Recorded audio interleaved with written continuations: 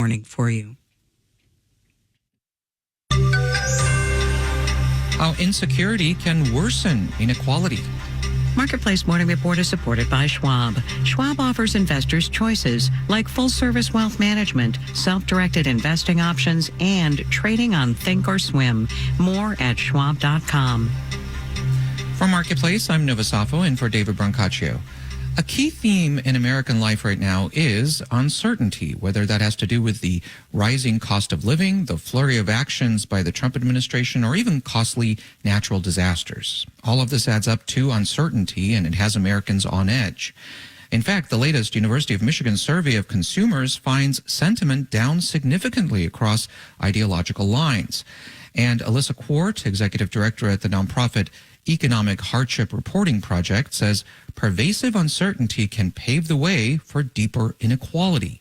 She has a new piece in Time magazine titled How Insecurity Became the New Inequality. She spoke with David Brancaccio.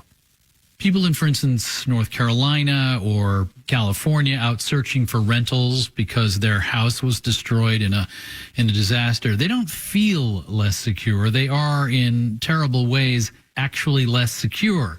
When policies change with this new presidential administration, some may feel more secure, others less.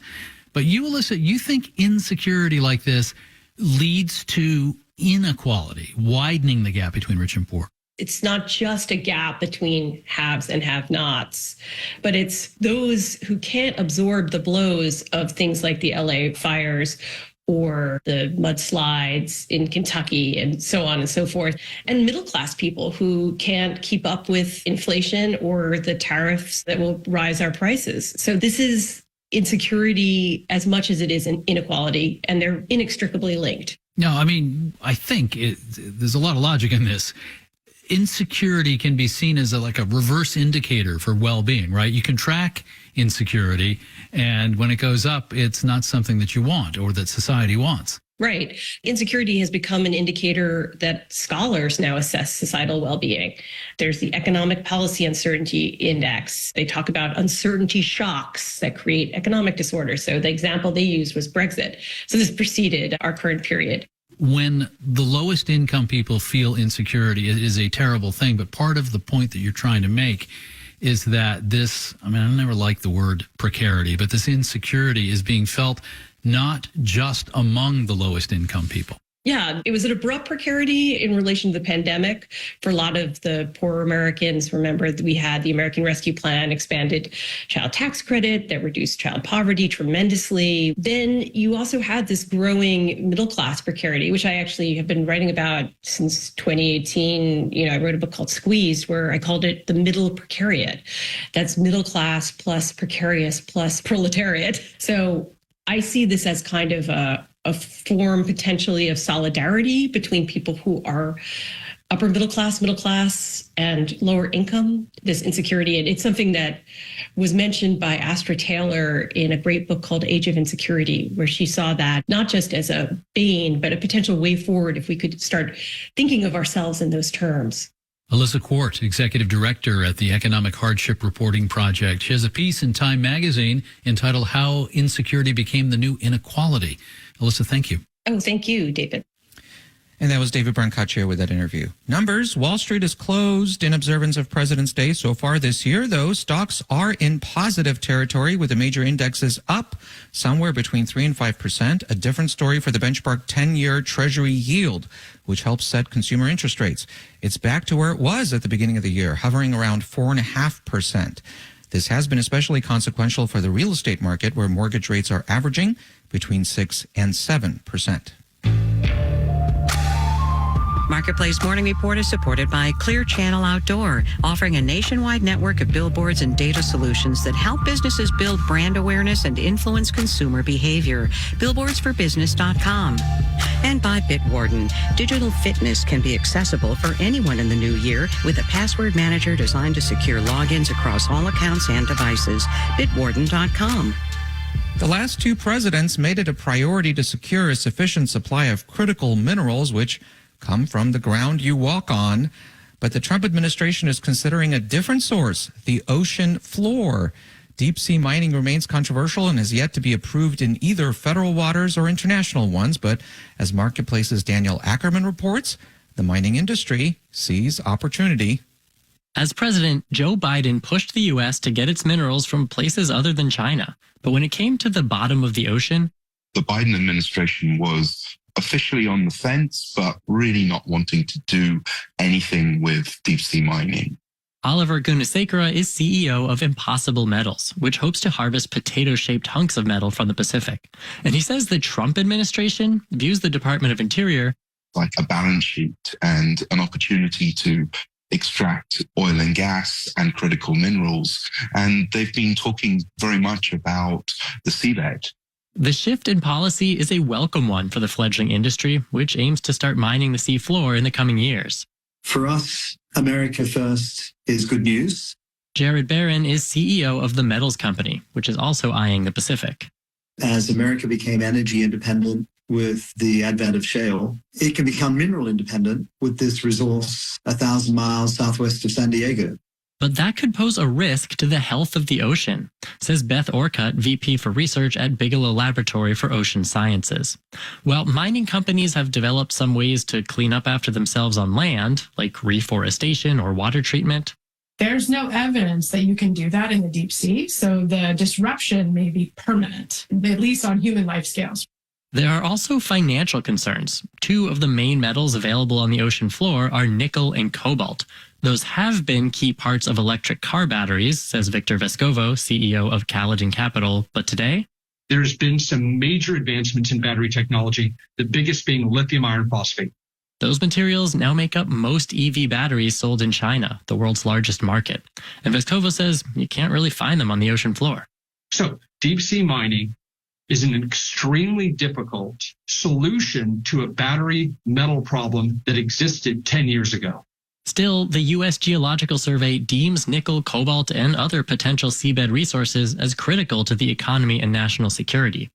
And the mining industry sees the next 4 years as its chance to go to sea and get them. I'm Daniel Ackerman for Marketplace. And I'm Nova Safo with the Marketplace Morning Report.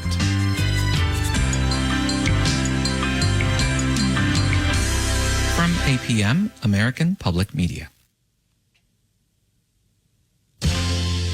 You can check back in at 4:30. And Keith, Tam, thanks. You're welcome.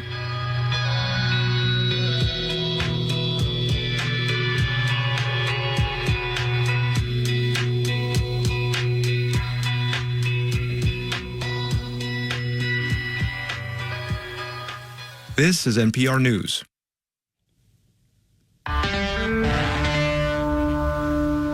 Stay with 91.5 WBEZ as we follow developments out of Washington and how they're affecting folks here at home. Good morning. I'm Mary Dixon. Coming up, the cleanup of polluted water in West Virginia is in jeopardy because of Trump's attempts to freeze funding already approved by Congress. To defund programs that were specifically designed to address these needs just shifts the risk and the cost back onto communities and individuals. More on that story is coming up in 15 minutes. And protesters are warning of deadly consequences because of a decision to pause gender-affirming surgeries for younger patients at Lurie Children's Hospital in Chicago. That story is coming up in the news at 6:30. A cold weather advisory is in effect till 11 this morning. Wind chills down to 25 below zero in Aurora right now. It's 2 below, honey, and a wind chill of 18 below. WBEZ is supported by Field Museum, exploring underwater archaeology with Tara Roberts on February 23rd as she discusses her recent book, Written in the Waters, A History, Home, and Belonging. More at fieldmuseum.org. WBEZ is supported by Normandy Remodeling. Normandy designers work with homeowners for the first sketch to the last day of construction to provide a single point of contact for their remodel. More at normandyremodeling.com. Join us for Division Street Revisited. We'll meet Chicagoan Studs Terkel talked with in the 1960s. This week, Ben Bearskin, a proud Native American who kept alive his culture no matter where he settled. We enjoy a distinction that no other person has. We are at home while everyone else came here from somewhere else. It's Division Street Revisited. Listen in this evening at 6:30 here on 91.5 WBEZ. And from the William T. Grant Foundation, supporting research to improve the lives of young people. Online at wtgrantfoundation.org. From Indiana University, establishing the IU Launch Accelerator for Biosciences to drive healthcare discoveries and train the next generation of innovators. More at go.iu.edu/IULab. From Cunard, offering travelers an opportunity to voyage aboard Cunard's Queen Elizabeth to Alaska. Guests can experience Glacier Bay National Park and Hubbard Glacier, as well as locally sourced cuisine. Learn more at cunard.com. And from listeners like you, who donate to this NPR station. This is Morning Edition from NPR News. I'm A. Martinez. I'm Leila Fadel. And I'm Steve Inskeep. The writer Yoni Applebaum has an item on the wall of his house. What are we looking at here? This is an ad from an old Sears catalog. From an era when the Sears department store chain advertised prefabricated homes. You could buy the Sears Puritan Colonial. And what I really love about this ad is the price. It cost $1,947, which is just slightly less than I ended up paying. A few generations later, it was slightly more expensive. Quite a bit more expensive, really, though this Sears house is still small and simple.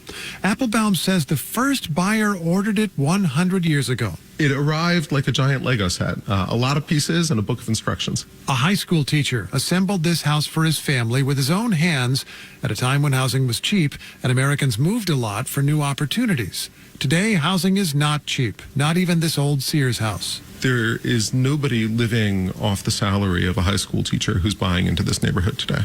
It's in a prosperous city, Washington, D.C., where housing costs have soared. Today, many Americans can't afford to move where the jobs are. Applebaum traces this change in a book called Stuck, a one-word title that tells you what the author thinks of our loss of mobility. The thing that once made America distinctive, the thing that when people came over here from Europe, they noticed right away, was that Americans tended to move a lot. In the 19th century, maybe 1 out of 3 Americans moved every year. 1 out of 3? It was an astonishing festival of mobility. There'd be a moving day in each city where half the city would pick up and swap houses in a single afternoon. All the leases ran out at the same time, and everybody was hoping to move up and find something a little bit better. As late as 1970, it was 1 out of 5 Americans moving each year. And we just got new numbers from the census. We have set a new record. It was only 1 in 13. Housing costs have gone up way more than salaries have. It's especially bad in areas with lots of jobs, which means that many Americans miss out on opportunities.